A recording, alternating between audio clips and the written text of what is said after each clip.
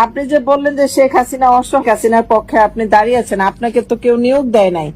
এখন আপনি নিয়োগ ছাড়া যে নিজের ব্যক্তিগত ভাবে মানবিক দৃষ্টিতে কাজটা করছেন, আপনি তো অবৈধ কোর্টটাকে মানে বৈধতা ঘোষণা দেওয়াচ্ছেন, মানে ইয়া ভাবে আড়ালে, মানে এক দৃষ্টিতে এটা তো বৈধতা পাচ্ছে। ওকে ঠেকাও, ওকে ঠেকাও। আমি কি আমরা কিভাবে ঠেকাবো? আপনারা যদি কি এটাকে বৈধ করেন, একটা অবৈধ সরকারকে বৈধতা দেন, আমাদের তো এখানে শক্তি নাই। আর আমরা বলতে পারবো শুধু, আমরা আমাদের বলা পর্যন্তই আমাদের কাজ। এখন আপনি যেটা করছেন আপনার দৃষ্টিতে সঠিক, অন্য কারো দৃষ্টিতে সঠিক না, সেটাই। এটা তো কেউই 100% পারফেক্ট না।